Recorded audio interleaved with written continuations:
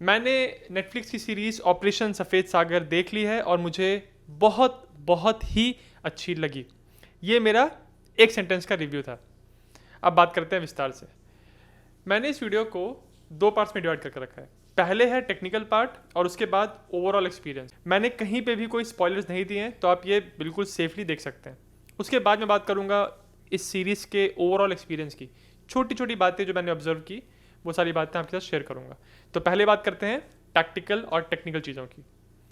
मैंने कुछ समय पहले एक वीडियो बनाया था 120 बहादुर रिलीज़ होने के बाद। मैंने उसमें उसको रिव्यू किया था, अपना फीडबैक दिया था और उसमें मैंने एक बात कही थी कि इंडिया में जब भी कोई मिलिट्री सेंट्रिक पिक्चरें बनती हैं तो ज़्यादा फोकस किया जाता है उसके इमोशनल एस्पेक्ट के ऊपर। और मेरा ये ऑब्जर्वेशन है कि एटलीस्ट मेरे ग्रुप में जितने भी साथी हैं मेरे, जो वॉर मूवीज़ या मिलिट्री बेस्ड मूवीज़ पसंद करते हैं, उनकी शिकायत रहती है कि इंडियन मूवीज़ में टैक्टिकल चीज़ों को उतना फोकस पे नहीं रखा जाता। मुझे ऐसा लगता है कि इस मूवी के डायरेक्टर्स ने, क्रिएटर्स ने फाइनली जनता की इस बात को सुना और ये सीरीज़ मुझे लगता है पहली ऐसी सीरीज़ होगी जिसमें ऑपरेशन सफ़ेद सागर के दौरान इंडियन एयरफोर्स को क्या टेक्निकल चैलेंजेस आए उनके बारे में बहुत अच्छे से बात की है। मुझे लगता है कि सीरीज़ बहुत सक्सेसफुल होगी और इसकी वजह से एक कास्केडिंग इफेक्ट होगा, जिसकी वजह से और ऐसी सीरीज़ बनेंगी, ऐसी मूवीज़ बनेंगी जिसमें टैक्टिकल साइड के ऊपर फोकस किया जाएगा।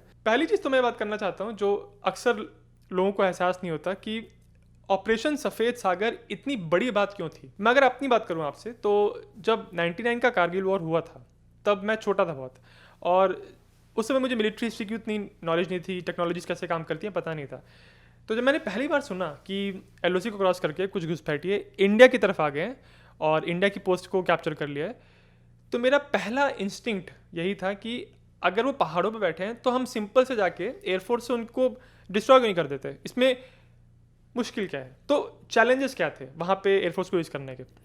सबसे पहली चीज़, ये जो पहाड़ हैं जिन पे पोस्ट थी इंडिया की, जिनको घुसपैठियों ने ऑक्यूपाई किया, इनका ऑल्टीट्यूड, इनकी हाइट बहुत ज़्यादा थी। कहीं कहीं पे ये 16,000 18,000 फीट पे थे। इतने ऊंचे हाइट पे आपकी हवा जो है वो बहुत पतली होती है। टेक्निकल भाषा में कहें तो ऑक्सीजन का कॉन्सेंट्रेशन वहाँ पे कम होता है। तो इससे होता यह है कि आपके जो एयरक्राफ्ट हैं उनको उड़ने के लिए एक सेट अमाउंट ऑफ कंडीशंस चाहिए होती हैं, उनको एक सेट अमाउंट ऑफ एयर चाहिए होती है। अगर उस तरह की एयर नहीं है, एयर की डेंसिटी कम है, तो एयरक्राफ्ट की बहुत सारी चीज़ें प्रॉब्लम क्रिएट करती हैं। एयरक्राफ्ट को उड़ने के लिए लिफ्ट चाहिए, एक फोर्स होता है। अगर लिफ्ट बराबर मेंटेन कर पा रहा है एयरक्राफ्ट, तभी वो स्टेबल तरीके से उड़ सकता है। अगर हवा पतली होती है तो वो इनफ लिफ्ट जनरेट नहीं कर पाता। अगर हवा पतली है तो एयरक्राफ्ट के जो इंजन्स होते हैं वो ठीक से काम नहीं करते। इनफैक्ट यही चीज़ हुई थी जब ऑपरेशन सफ़ेद सागर बिल्कुल स्टार्टिंग में लॉन्च किया था एयरफोर्स ने। तो शुरुआत के ही कुछ दिनों में इंडिया का एक मिग जिसके पायलट नचिकेता थे, वो इसीलिए क्रैश हो गया क्योंकि वो जब क्लाइंब कर रहे थे तो उनका इंजन जो है वो फ्लेम आउट कर गया, मतलब उनका इंजन फेल हो गया, जिसकी वजह से वो प्लेन क्रैश हो गया था। ये चीज़ बहुत इंपॉर्टेंट है समझनी कि वहाँ पे फ्लाई करना, चाहे दुश्मन हो चाहे नहीं, अपने आप में बहुत मुश्किल होता है। और उस समय तक दुनिया की किसी भी एयरफोर्स ने उस तरह के अल्टीट्यूड पे एनिमीज़ को एंगेज नहीं किया था। ये एक दिक्कत हो गई। दूसरी चीज़, क्योंकि ये सिर्फ हाई ऑल्टीट्यूड नहीं है, ये ऐसा टेरेन है जहाँ बहुत सारी पहाड़ियाँ हैं। तो तकलीफ यह है कि जब आप नॉर्मली फ्लाई करते हो, जब आप प्लेन ग्राउंड के ऊपर टारगेट को एंगेज करते हो, तो आपको पता है कि आप अपने फाइटर को नीचे लेके आ सकते हो, बहुत बहुत देर तक नीचे डाइव कर सकते हो, फिर अपने बॉम्ब को ड्रॉप करके पुल अप कर सकते हो। आपके पास मनूवर करने के लिए बहुत स्पेस है। पर जब आप पहाड़ियों के बीच में फ्लाई कर रहे हो, तो पहली चीज़, आप ऑलरेडी बहुत हाई फ्लाई कर रहे हो, उसके ऊपर से जब आप डाइव करते हो बॉम्ब करने के लिए, तो आपके पास बहुत कम समय होता है ढंग से डाइव करने के लिए, क्योंकि स्पेस बहुत कम है ना। आपको जहां बॉम्ब ड्रॉप करने हैं, जो आपकी एनिमी पोजीशन है वो पहाड़ के ऊपर है, तो आपको डाइव ऐसे करना है कि पहाड़ के ऊपर से आप स्टार्ट कर रहे हो और पहाड़ के बिल्कुल नज़दीक तक आना है। कहीं भी मनूवर करने का स्पेस बहुत कम है आपके पास। और तीसरा चैलेंज जो था वो मैन मेड था। उस समय की सरकार, प्रधानमंत्री उस समय थे अटल बिहारी वाजपेयी जी, और उन्होंने ये स्ट्रिक्ट इंस्ट्रक्शंस दिए थे इंडियन आर्म फोर्सेस को, आर्मी को, एयरफोर्स को, कि किसी भी हालत में इंडियन फोर्सेस एलओसी को क्रॉस नहीं करेंगी। क्योंकि अगर एलओसी को क्रॉस किया तो पाकिस्तान ये क्लेम कर सकता है कि हमने तो अपने आर्मी वहाँ पे नहीं भेजी है, वहाँ पे जो फाइटर्स लड़ रहे हैं वो तो मुजाहिदीन के हैं और हमने कुछ भी नहीं किया है, बट इंडिया हमारी बाउंड्री को क्रॉस कर रहा है, तो हम उनके ऊपर रिटेलिएट कर सकते हैं। तो इंटरनेशनल रिएक्शंस को कंट्रोल करने के लिए वाजपेयी जी ने ये बात कही थी कि किसी भी कीमत पे हमको एलओसी को क्रॉस नहीं करना है, ताकि दुनिया को नजर आए कि हम वहीं पे बॉम्ब्स गिरा रहे हैं, उन्हीं टारगेट्स को एंगेज कर रहे हैं जो कि एलओसी के हमारे साइड पे हैं। अब आपके एनिमी को पता है कि अगर आप एलओसी क्रॉस नहीं कर रहे हो तो उसको पता है कि कुछ ही जगहें हैं, कुछ ही डायरेक्शन है जहाँ से आप आ सकते हो, तो वो आपकी जो आपका अप्रोच का डायरेक्शन है उसको एंटिसिपेट कर सकता है, एक्सपेक्ट कर सकता है कि आप कहाँ से आने वाले हो और आपके लिए तैयार बैठ सकता है। और ऐसा ही हो रहा था कारगिल के वॉर में स्टार्टिंग में जब एयरफोर्स ने इंगेज किया था। तो ये कुछ बहुत बड़ी डिफिकल्टीज थी जिन्होंने ऑपरेशन सफ़ेद सागर को बहुत मुश्किल बनाया था। उसके बाद जो घुसपैठिए इन माउंटेन पीक्स पे बैठे हुए थे उनके पास एंटी एयरक्राफ्ट वेपन्स भी थे। उनके पास एक पर्टिकुलर वेपन था जिसका टेक्निकल नाम है मैन पैड्स, फुल फॉर्म है man portable air defence systems. इसमें एक पर्टिकुलर टाइप की मिसाइल होती है जिसको आप शोल्डर पर रख के फायर कर सकते हो। इसको जनरली लोग स्टिंगर कहते हैं। तो आज तक जितनी भी स्टिंगर मिसाइल्स बनी हैं ये सारी हीट सीकिंग होती हैं। हीट सीकिंग मतलब ये हीट को फॉलो करती हैं। ये कैसे काम करती है मैं आपको बताता हूँ। आप जब आपने मिसाइल अपने कंधे पर रखी, आप उसके स्कोप से सामने अगर कोई एयरक्राफ्ट फायर कर रहा है तो उसको पहले ट्रैक करते हो। तो आपके स्कोप में जो स्क्रीन है उसमें वो ट्रैक करता है एयरक्राफ्ट को, और एयरक्राफ्ट में स्पेशली किस चीज़ को, उसमें से जो हीट सिग्नेचर है उसका, एयरक्राफ्ट में कहीं पे भी अगर हीट दिख रही है, चाहे वो उसके एयरक्राफ्ट के बॉडी पे है, क्योंकि हवा में जब एयरक्राफ्ट तेज़ी से उड़ता है तो जब हवा टकराती है एयरक्राफ्ट से तो उसमें फ्रिक्शन से हीट जनरेट होती है, उसको वो ट्रैक करता है। या फिर उसके इंजन से जो धुआं निकल रहा है उस वहाँ से जो हीट है उसको, तो आपका स्टिंगर मिसाइल उस हीट सिग्नेचर को पहले ट्रैक करता है। जब आपका मिसाइल सिस्टम उसका टारगेट के हीट सिग्नेचर को पकड़ लेता है तो आपके स्क्रीन पे एक रेक्टेंगल सा होता है, वो फिक्स हो जाता है और एक बीप साउंड आता है। ये चीज़ आपको बताती है कि आपकी मिसाइल अब टारगेट को लॉक कर चुकी है, अब आप फायर कर सकते हो। फिर जब आप ट्रिगर दबाते हो तो जो मिसाइल निकलती है वो उसी हीट सिग्नेचर को फॉलो करती है। इसका फ़ायदा ये है कि अगर आपका एयरक्राफ्ट है वो अगर बहुत शार्प टर्न भी ले रहा है तो भी मिसाइल उसको फॉलो कर पाएगी, क्योंकि वो सीधी लाइन में नहीं उड़ रही है मिसाइल, वो मिसाइल उस हीट सिग्नेचर को फॉलो कर रही है। इसी को हीट सीकिंग मिसाइल कहते हैं, या फिर ये जो टेक्नोलॉजी है इसको फायर एंड फॉरगेट भी कहते हैं, कि आपने फायर कर दिया फिर आपको देखना नहीं है कि वो ट्रैक कर रहा है कि नहीं, वो अपने आप जाके एयरक्राफ्ट को लग जाएगा। ये स्टिंगर मिसाइल्स इस शो में बहुत बहुत मेजर रोल है उनका। बार बार स्टिंगर मिसाइल्स की बात की गई और कैसे उन मिसाइल्स को बीट करना था एयरफोर्स को, उसको दिखाया गया है। मैं आपको स्पॉइल नहीं करूँगा कि कैसे किया उन लोगों ने, पर ये वो टेक्नोलॉजी है कि कैसे स्टिंगर मिसाइल्स टारगेट को एक्वायर करती हैं। एक और बहुत बड़ा चैलेंज ये होता है स्टिंगर मिसाइल्स के साथ, अगर आप एयरक्राफ्ट में बैठे हो, अगर किसी ने स्टिंगर मिसाइल फायर किया आपके ऊपर तो आपके पास कोई तरीका नहीं है पता करने का कि किसी ने मिसाइल फायर कर दी है, एक्सेप्ट विजुअली मिसाइल को देखना। तो क्या है, मान लीजिए कि अगर आप ऐसे एयरक्राफ्ट में फ्लाई कर रहे हैं जहाँ पे आप अकेले हैं एयरक्राफ्ट के अंदर, आप फ्लाई कर रहे हैं, आपका ध्यान में भी सामने है या आप आगे आसपास टारगेट्स को देख रहे हैं, बॉम्ब्स ड्रॉप कर रहे हैं, कहीं से मिसाइल आपकी तरफ आई, आपको सिर्फ विजुअली अगर आपने देख लिया मिसाइल को तभी पता चलेगा आपको कि मिसाइल आपकी तरफ आ रही है, नहीं तो आपको पता चलेगा कोई तरीका नहीं है। जिसके वजह से अगर आपके साथ एक और बंदा बैठा है पीछे, जो अगर 2 सीटर आपका एयरक्राफ्ट है तो पीछे जो बंदा बैठा है वो ये चीज़ देखता है कि कहीं से मिसाइल तो नहीं आ रही है। ये भी एक चैलेंज था जिसकी वजह से जो शुरू में मिशन फ्लाई हो रहे थे एयरफोर्स के, उनको ये चैलेंज आ रहा था कि मिसाइल को स्पॉट करना, कि एक स्टिंगर फायर कर दी गई है उसको स्पॉट करना अपने आप में एक चैलेंज था, क्योंकि आपको प्लेन भी फ्लाई करना है, आसपास इतने पहाड़ भी हैं, आप लो फ्लाई कर रहे हो, क्रैश होने का डर है, उसके ऊपर से आपको नज़र रखनी है स्टिंगर्स के ऊपर भी। अगर ग्राउंड से एक ऐसी मिसाइल फायर की जा रही है जो कि रडार सिग्नेचर को फॉलो करती है, मतलब आपके एयरक्राफ्ट की पोजीशन को फॉलो करती है, तब वो बेहतर होता है आपके लिए एज द पायलट, क्योंकि आपको पता चलता है। अगर मान लीजिए कि ग्राउंड पे किसी ने ऐसे मिसाइल फायर की जो कि आपके पोजीशन को ट्रैक कर रहा है, जैसे ही वो लॉक होता है मिसाइल, आपको एयरक्राफ्ट के अंदर एक इंडिकेशन आता है कि भाई किसी ने आपके एयरक्राफ्ट को लॉक कर दिया है। तो आपके पास पहले तो आपको वार्निंग मिल गई कि आपको लॉक कर लिया गया है, फिर आपके पास इवेजिव मैनूवर्स करने का एक चांस होता है। स्टिंगर मिसाइल्स का एक एडवांटेज यही है कि फायर एंड फॉरगेट है, फायर करके अपने आप हो जाके टारगेट को हिट कर देगी। पर इसका एक ड्रॉबैक कह लीजिए, या हर मिसाइल का ड्रॉबैक होता ही है, कि उसकी एक सीलिंग है, उसका जो इफेक्टिव एनवोलोप है, मतलब जिस रेंज तक वो मिसाइल जा सकती है वो रेंज तय है। लगभग 12,500 फीट। पर यहाँ पे चैलेंज क्या था कि ये घुसपैठिए पहाड़ों की चोटी पे बैठे थे जो कि ऑलरेडी 16,000 फीट पे हैं। उसके ऊपर से जब वो फायर कर रहे हैं स्टिंगर, तो वो और 12,500 फीट जा सकती है। यानी कि इफेक्टिवली अगर आप ग्राउंड लेवल से नापें तो 28,500 फीट आपका स्टिंगर मिसाइल फ्लाई कर सकता है अगर आप उस पीक से फायर करो तो। एक और बहुत ही इंटरेस्टिंग एस्पेक्ट है जो सीरीज में हाईलाइट किया गया है। ऑपरेशन सफ़ेद सागर के दौरान जिस जीपीएस पे इंडियन एयरक्राफ्ट रिलाई कर रहे थे वो यूएस द्वारा कंट्रोल्ड था। और ये बात बिल्कुल सच है कि यूएस ने जो टेक्नोलॉजी बनाई थी, जिन अपनी सैटेलाइट्स को यूज़ करके वो एग्जैक्ट जीपीएस कोऑर्डिनेट्स निकाल पाते थे, उस जीपीएस को यूएस ने थोड़ा सा डिग्रेड करके रखा था। कहने का मतलब उन्होंने टेक्नोलॉजी ऐसी बनाई थी कि सिर्फ मिलिट्री यूज़ में वो जीपीएस एग्जैक्ट कोऑर्डिनेट देंगे आपको। अगर सिविलियन यूज़ उसका हो रहा है या नॉर्मल जनता उसका यूज़ कर रही है तो वो जीपीएस कोऑर्डिनेट एग्जैक्ट नहीं मिलेंगे, उसमें कुछ डिग्रेडेशन होगा। तो मान लीजिए जैसे आपको दिखा रहा है कि जीपीएस दिखा रहा है कि आपकी लोकेशन इस पॉइंट पे है, वो जीपीएस में दिखा रहा है, पर एग्जैक्टली लोकेशन फिजिकली वहाँ नहीं होगी, मे बी 100, 200, 300 मीटर का डिफरेंस होगा।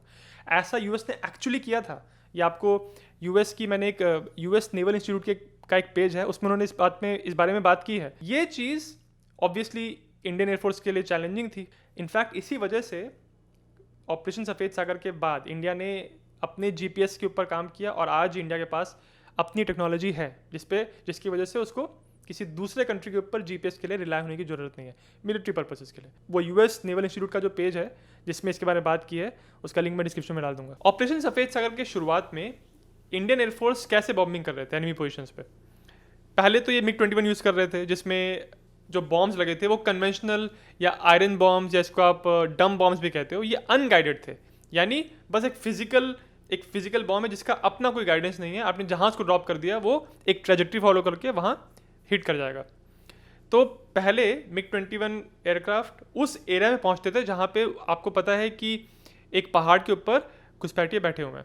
वहाँ पहुँचने के बाद एक सेट हाइट पे आके वो डाइव करना शुरू करते थे, यानी नीचे जाना।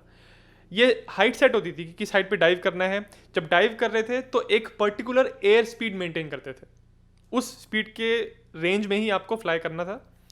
एक पर्टिकुलर स्पीड को मेंटेन करते हुए एक डिस्टेंस पे जाके फिर एक पर्टिकुलर सेट हाइट पे वो बॉम्ब को रिलीज करते थे। अब वो टारगेटिंग कैसे कर रहे हैं कि बॉम्ब रिलीज कहाँ पे होगा, तो उसके लिए पायलट के सामने स्क्रीन के ऊपर एक छोटा सा डॉट लगा रहता है, उसको पिपर कहते हैं। वो पिपर आपको एक रफ लोकेशन देता है कि बॉम्ब यहाँ जाके हिट होगा। तो आपने डिसेंड करना शुरू किया, डाइव करना, फिर आपने एक पर्टिकुलर एयर स्पीड मेंटेन करते हुए एक हाइट पे जाके आपने रिलीज किया, बॉम्ब नीचे गिरा और आप वहाँ से फ्लाई अवे करके चले गए। अब इसमें दिक्कत ये थी कि क्योंकि ये अनगाइडेड बॉम्ब्स थे तो MiG-21 को बहुत नीचे आना पड़ता था, विच मीन्स वो प्लेन्स, वो एयरक्राफ्ट एनिमी फायर के प्रति वल्नरेबल हो रहे थे। अब क्योंकि घुसपैठिए जो बैठे थे वहाँ पे उनके पास स्टिंगर मिसाइल्स थी, तो वो जब देखते थे कि प्लेन इतना नज़दीक आ रहा है तो वो इजीली उसको ट्रैक करके हीट सीकिंग मिसाइल उसके ऊपर लॉन्च कर सकते थे। इसी वजह से ऑपरेशन सफ़ेद सागर के शुरुआती दिनों में कुछ ऐसी घटनाएं हुई जो कि सीरीज में दिखाई है, जो आपके लिए मैं स्पॉइल नहीं करूँगा। उन घटनाओं ने ये बात साबित की कि MiG-21 जिस तरह से कन्वेंशनल बॉम्बिंग करते हैं वो यहाँ करना काफ़ी रिस्की हो सकता है। इस बात का सोल्यूशन क्या है? तो उस समय इंडियन एयरफोर्स के पास इस ऑल्टीट्यूड पे स्ट्राइक करने के लिए जो सबसे केपेबल स्ट्राइक एयरक्राफ्ट था वो था मिराज 2000। पर फिर भी कुछ चैलेंजेस थे इसमें, जिसकी वजह से ऑपरेशन सफ़ेद सागर के बिल्कुल स्टार्टिंग के दिनों में आप डायरेक्टली एयरक्राफ्ट इस्तेमाल नहीं कर सकते थे। क्या चैलेंजेस थे? ये एयरक्राफ्ट रेंच है, इसके अंदर जो बॉम्ब लगा है वो गाइडेड बॉम्ब था, लेज़र गाइडेड बॉम्ब LGB, और वो उसमें जो किट लगा हुआ था वो अमेरिकन था। ये अमेरिकन पेवे बॉम्ब्स थे, ये अमेरिकन टेक्नोलॉजी थी। फिर मिराज के नीचे एक लाइटनिंग पॉड लगा था जो कि इजरायली टेक्नोलॉजी थी। तो इस एक प्लेन के अंदर 3 अलग अलग देशों की टेक्नोलॉजीज थी जिनको एक साथ काम करवाना था। चैलेंज ये था कि 99 में लड़ाई हुई थी और ये जो लाइटनिंग पॉड थे जो इजराइल से आए थे वो 97 में आना शुरू हुए थे और अभी बस ये एयरक्राफ्ट में लगाए ही जा रहे थे। उसके ऊपर से जो लाइटनिंग पॉड है वो इजरायली है और जो एयरक्राफ्ट है वो फ्रेंच है, तो उनको आपस में कम्युनिकेट कराना है, बात कराना है। ये सारी चीज़ें पहले रेडी नहीं थी जब ये वॉर शुरू हुआ। तो अब मैं बिना स्पॉइलर दिए आपको जो इस सीरीज़ के अंदर कुछ टेक्नोलॉजीज दिखाई गई हैं उनको एक्सप्लेन कर देता हूँ। 2 बातें हैं जो बार बार आपको सीरीज़ में मेंशन की जाएंगी। एक है एक लाइटनिंग पॉड और एक है laser guided bomb. Lightning pod क्या होता है? ये एक इजरायली टेक्नोलॉजी है। देखने में आपको ये एक सिलेंडर जैसा दिखेगा जो कि एयरक्राफ्ट के नीचे लगाया जाता है। इसमें बहुत सारी चीज़ें होती हैं। लेज़र होता है, थर्मल कैमरा होता है, विजुअल कैमरा, एक बॉल सी होती है जो कि ये इंश्योर करता है कि अगर एयरक्राफ्ट बहुत टर्न कर रहा है, बहुत मनूवर कर रहा है, तो भी वो बॉल इंश्योर करता है कि कैमरा उसी डायरेक्शन में पॉइंटेड रहेगा जहाँ पे आपने उसको पॉइंट किया था। लाइटनिंग पॉड में जो लेज़र लगा है ना, वो टारगेट को हिट करके उसको इल्यूमिनेट कर देता है और उस इल्यूमिनेशन को ही आपका लेज़र गाइडेड बॉम्ब फॉलो करता है। तो ये आपको लाइटनिंग पॉड का मेन जो यूटिलिटी है, इंपॉर्टेंस है, वो समझ में आ गया। अब देखते हैं laser guided bomb. Laser guided bomb के अंदर जो मेन बॉम्ब होता है वो होता तो रेगुलर बॉम्ब की तरह ही है, पर उसके ऊपर कुछ ऐसी चीज़ें लगाई जाती हैं जो कि उसको गाइडेड बना देती हैं। गाइडेड मतलब एक रेगुलर बॉम्ब जो है उसको आपने हवा से ड्रॉप किया तो ग्रेविटी उसको खींचेगी, उसका जो एक पैराबोलिक पाथ होगा वही रहेगा। पर जब गाइडेड बॉम्ब लगाते हो आप, तो उस बॉम्ब को आप कुछ हद तक कंट्रोल कर सकते हो, उसके पाथ को थोड़ा स्टीयर कर सकते हो। तो अगर वो ऐसे गिर रहा है, आपको हल्की सी डायरेक्शन चेंज करनी है तो हल्का सा आप उसको कंट्रोल कर पाओगे, जिसकी वजह से आपकी जो टारगेट को हिट करने की एक्यूरेसी है वो बढ़ जाती है। लेज़र गाइडेड बॉम्ब एग्जैक्टली काम कैसे करता है? इसको काम करने के लिए सामने एक लेज़र की रोशनी चाहिए होती है, और वो उसको कैसे मिलती है? आपके पास एयरक्राफ्ट में जो लाइटनिंग पॉड लगा है उसमें जो लेज़र है उससे आप लोकेशन पे लेज़र मारते हो और उसको इल्यूमिनेट करते हो। इल्यूमिनेशन मतलब जब आपने लेज़र वहाँ पे मारा तो लेज़र वहाँ हिट करके टारगेट को रिफ्लेक्ट होता है, और जो उसकी रिफ्लेक्टेड रोशनी होती है उस रोशनी को आपका लेज़र गाइडेड बॉम्ब फॉलो करता है। सिंपल भाषा में एवरीडे एग्जांपल दूं, अगर मान लीजिए कि आपके पास एक टॉर्च है, टॉर्च को आपने दीवार पे मारा, जब दीवार पे टॉर्च की रोशनी हिट होती है तो कैसे फैल जाती है ना, समझ लीजिए वैसे ही है कि टारगेट पे जब आप लेज़र मारते हो तो रोशनी लेज़र की जो रिफ्लेक्शन होता है उसको फिर आपका लेज़र गाइडेड बॉम्ब फॉलो करता है। अब इसमें इंटरेस्टिंग बात क्या है जो एक्चुअली बहुत कमाल की चीज़ है, लेज़र गाइडेड बॉम्ब को काम करने के लिए ज़रूरी नहीं है कि जिस प्लेन में आप बैठे हो उससे आप लेज़र को टारगेट कर रहे हो तभी उस बॉम्ब को आप लॉन्च करके वहाँ पहुँचा पाओगे। आप ऐसा भी कर सकते हो, आपके पास एयरक्राफ्ट है, उसमें बॉम्ब लगा हुआ है जो लेज़र गाइडेड है, और कहीं दूर एक दूसरा एयरक्राफ्ट है जो कि टारगेट आपके लिए मार्क कर रहा है, क्योंकि लेज़र गाइडेड बॉम्ब को सिर्फ वो टारगेट इल्यूमिनेटेड चाहिए, वो जाके उसको हिट कर जाएगा। तो ऐसा भी किया जाता है कि एक प्लेन जा रहा है सिर्फ टारगेट को मार्क करने के लिए और दूसरा प्लेन जा रहा है बॉम्ब को ड्रॉप करने के लिए। इनफैक्ट ये भी आप कर सकते हो कि टारगेट से बहुत दूर ग्राउंड पे कोई इंसान बैठा है, उसने लेज़र से मार्क किया टारगेट को और आपका एयरक्राफ्ट आके बॉम्ब ड्रॉप कर सकता है। इस तरह से जब आप टैंडम में 2-3 लोग मिल के एक जगह को बॉम्ब करते हो, इसको बडी लेजिंग कहते हैं। तो एक लेज़र गाइडेड बॉम्ब का कन्वेंशनल बॉम्ब के कंपैरिजन में सबसे बड़ा एडवांटेज ये है कि एक लेज़र गाइडेड बॉम्ब यानी एलजीबी बहुत ज़्यादा एक्यूरेट होता है। शायद से सीरीज़ देखते टाइम आपके मन में एक और सवाल उठे जो कि नेचुरल है काफ़ी, कि अगर सारा काम लेज़र गाइडेड बॉम्ब और लाइटनिंग पॉड ही कर रहे हैं तो क्यों ना इन दोनों चीज़ों को आप MiG-21 पे लगा दो? ऐसा क्यों नहीं कर सकते? आपको मिराज ही क्यों चाहिए? MiG-21 पे इसलिए नहीं लगा सकते क्योंकि MiG-21 मोस्टली एक एनालॉग मशीन है, उसमें ऐसी टेक्नोलॉजी ही नहीं है कि आप उसको लाइटनिंग पॉड के साथ कम्युनिकेट करा सकते हो। एक लाइटनिंग पॉड क्या है? एक फिजिकल डिवाइस है, राइट? इसको आप फिजिकली तो लगा दोगे MiG-21 के नीचे, पर आपको ये भी तो देखना है ना कि लाइटनिंग पॉड के अंदर जो इन्फॉर्मेशन जो निकाल रहा है वो पॉड, उस इन्फॉर्मेशन को आपको MiG-21 के पायलट के सामने भी तो लेके आना है, और पायलट उस इन्फॉर्मेशन को यूज़ कर पाए, उसको कंट्रोल कर पाए, ये भी तो इंश्योर करना है, और ये चीज़ आप MiG-21 के साथ नहीं कर सकते। इस वजह से लेज़र गाइडेड बॉम्ब अगर आपको यूज़ करना है तो आपको ऐसे प्लेन पे उसको लगाना है जहाँ पे आप उस बॉम्ब को, पायलट जो है उस बॉम्ब को कंट्रोल कर सके, जो कि MiG-21 में ये फीचर नहीं था। और वहीं अगर आप लेज़र गाइडेड बॉम्ब्स और लाइटनिंग पॉड्स का इस्तेमाल कर रहे हो तो एनिमी के पास जो स्टिंगर मिसाइल्स हैं उनका जो एनवोलोप है, मतलब जो मिसाइल का जो रेंज है, उसके बाहर रह के भी आप लाइटनिंग पॉड से टारगेट को लेज़र मार के उसको इल्यूमिनेट कर सकते हो, फिर अपना बॉम्ब रिलीज़ करोगे आप और वो बहुत एक्यूरेसी से जाके उसको हिट कर सकता है। पर ऐसा नहीं है कि ये भी सिस्टम पूरी तरह फेल प्रूफ है, इसमें कुछ गलतियाँ नहीं होती हैं, इसमें भी चैलेंजेस होते हैं। मान लीजिए कि आपने टारगेट को इल्यूमिनेट कर दिया, तो जैसे मैंने आपको बताया जो बॉम्ब है वो है तो कन्वेंशन बॉम्ब ही, उसके ऊपर आपने कुछ एक्स्ट्रा चीज़ें लगा दी हैं उसके ऊपर से। अब वो बॉम्ब फॉलो करता है उस इल्यूमिनेटेड टारगेट को, जो उससे रिफ्लेक्टेड रोशनी आ रही है। अगर किसी भी कारण से वो रोशनी आना बंद हुई तो इमीडिएटली वो बॉम्ब बस उस डायरेक्शन में जाता रहेगा जो जो लास्ट डायरेक्शन में जा रहा था। इसीलिए ज़रूरी होता है कि आपको दो चीज़ें मेंटेन करनी होती हैं। वन, आपको टारगेट को लगातार इल्यूमिनेटेड रखना होता है जब तक वो टारगेट को एक्चुअली आके हिट नहीं करता। और दूसरी चीज़, आपको ये देखना होता है कि जब आपने टारगेट को इल्यूमिनेट किया, आपके टारगेट और बॉम्ब के बीच में कोई ऑब्स्ट्रक्शन नहीं है, कोई भी विजुअल रुकावट नहीं है। क्योंकि मान लीजिए कि आपने जब उसको इल्यूमिनेट किया, उसके बाद वहाँ बादल आ गए। अब बादल आ गए तो जो बॉम्ब है वो उस टारगेट को देख नहीं पाएगा, जो रोशनी आ रही है उसको देख नहीं पाएगा, और फिर वो बॉम्ब बस एक तरह से अनगाइडेड बॉम्ब की तरह उसी ट्रेजेक्टरी पे जाता रहेगा। जो लास्ट मिनट पे आपको हल्के फुल्के उसके करेक्शंस करने होते हैं उस बॉम्ब की डायरेक्शन में, वो आप नहीं कर पाओगे। इसी वजह से ज़रूरी है कि लेज़र गाइडेड बॉम्ब को भी टारगेट तक पहुंचने तक टारगेट इल्यूमिनेटेड रहना चाहिए, और बीच में कुछ बादल वगैरह, डस्ट, स्मोक, ये सब नहीं होना चाहिए। बॉम्ब अगर हिट किया टारगेट को तो बहुत धुआं उठेगा, बहुत स्मोक उठेगा। अगला बॉम्ब ड्रॉप करना है अगर आपको वहाँ पे, तो आपको तब तक वेट करना होता है जब तक वो पूरा धुआं, वो डेब्री, वो स्मोक क्लियर ना हो जाए। क्योंकि अगर क्लियर नहीं हुआ तो जो नेक्स्ट बॉम्ब आप ड्रॉप करने वाले हो, जो लेजर गाइडेड है, उसको टारगेट नजर ही नहीं आएगा क्लियरली। मैंने ये सीरीज देखने के बाद और ये वीडियो बनाने से पहले एक इंटरव्यू पढ़ा था एयर मार्शल नाम्बियार का, जो इंडियन एयरफोर्स के पायलट थे जिन्होंने मिराज फ्लाई किया था कारगिल में बॉम्बिंग करने के लिए।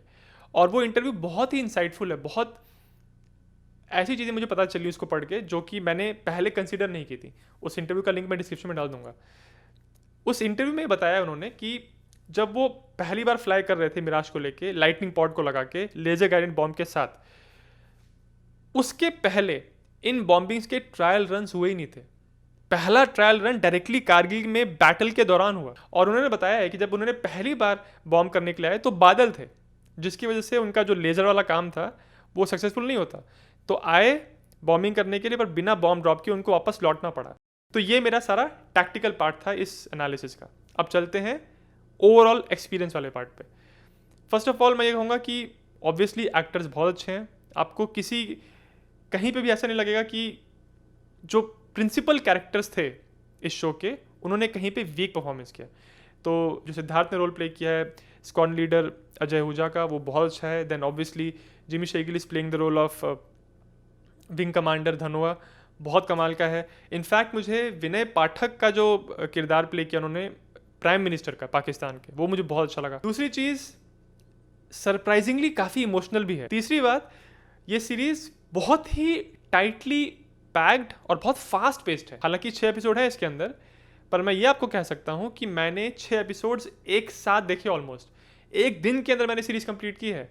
टोटल रन टाइम 5-5.5 घंटे का होगा, पर कहीं पे भी आपको ऐसा नहीं लगता कि इसको आगे बढ़ा दो, ये तो ज़रूरत नहीं है। फोर्थ चीज़ ये कि जो अगेन मुझे थोड़ी सी नई लगी इंडियन मूवीज़ के लिए, कॉकपिट के अंदर पायलट्स के बीच में जो कॉन्वर्सेशंस दिखाए हैं वो मुझे बहुत रियलिस्टिक लगे। जनरली आप कॉकपिट के अंदर के कॉन्वर्सेशंस को बहुत हीरोबाजी वाला बना देते हो। इंडियन पिक्चरों में ऐसा लगता है कि ऐसी बातें कर रहे हैं वो लोग जो एक्चुअली पायलट्स नहीं करते होंगे। इस सीरीज़ में वो चीज़ नहीं है। अगला एस्पेक्ट है CGI, visual effects.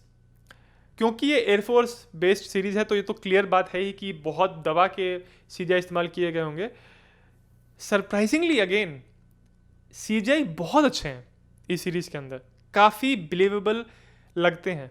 Obviously top gun Maverick अगर आप देख के आ रहे हैं, अगर आपका एक्सपेक्टेशन टॉप गन मैवरिक वाला है, तो वैसे तो CGI नहीं है, क्योंकि मैवरिक में तो उन्होंने एक्चुअली फ्लाई किया था, रियल एयरक्राफ्ट को रियल उन्होंने शूट किया था, तो वो तो आप मैच नहीं कर सकते। बस ये बात ध्यान में रखिए जाइएगा कि अगर आप ये सोच रहे हैं कि आपको टॉप गन मैवरिक वाले एफेक्ट्स मिलेंगे, तो वैसा तो नहीं है, पर CGI से जितना आप कर सकते हो उस हिसाब से बहुत अच्छा है। और कुछ छोटी छोटी ऐसी बातें हैं जो कि सीरीज़ में एक नाइस टच ऐड करती हैं, जैसे कि ये कि मेरे ख्याल से ऐसा देख के लग रहा था मेरे को कि ये सीरीज़ किसी रियल कैंटोनमेंट में शूट की गई है, चाहे एयरफोर्स का, आर्मी का, तो आपको वो ऑथेंटिक वाली फीलिंग आती है कि अच्छा एक्चुअली आर्मी बेस, एयरफोर्स के बेस ऐसे ही होते होंगे।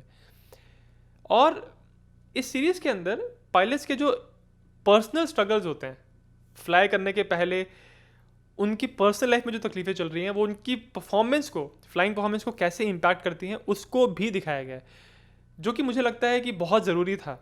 क्योंकि ऐसा नहीं है कि पायलट जब कॉकपिट में बैठता है तो बस फ्लाइंग के बारे में सोच रहा है, उसके दिमाग में 10 चीज़ें और चल रही होती हैं, और वो कैसे उसकी फ्लाइंग इफेक्टिवनेस, एफिशिएंसी को इम्पैक्ट करता है, उस चीज़ को इस सीरीज़ में हाईलाइट किया गया है, जो कि मुझे बहुत अच्छा लगा। अगर आप ऑपरेशन सफ़ेद सागर के बारे में जानना चाहते हैं कि ये कैसे प्लान किया गया था, कैसे इसको एग्जीक्यूट किया गया, तो फुल स्पॉइलर वाला एक वीडियो है जो मैंने बनाया था सीरीज़ की रिलीज़ होने के बहुत पहले, ऑपरेशन सफ़ेद सागर के बारे में एक्चुअली पढ़ के।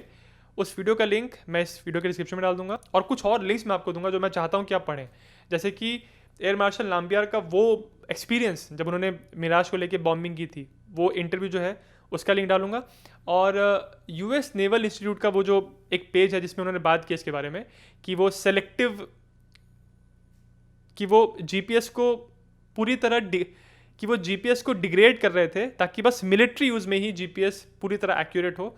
उस पेज का भी लिंक मैं डिस्क्रिप्शन में डाल दूंगा। अगर आप जिज्ञासिम को सपोर्ट करना चाहते हैं तो आप चैनल के मेंबर बन सकते हैं। जब आप सब्सक्राइब के बिल्कुल साइड में एक ज्वाइन बटन है, उसका आप क्लिक करते हैं तो आपको अलग अलग टीयर्स बेनिफिट्स दिखाता है वो। अगर आपको इंटरेस्टिंग लगता है तो आप ज्वाइन करने के बारे में सोच सकते हैं। और अगर आपको ये वीडियो अच्छा लगा तो जिज्ञासिम को सब्सक्राइब जरूर करें।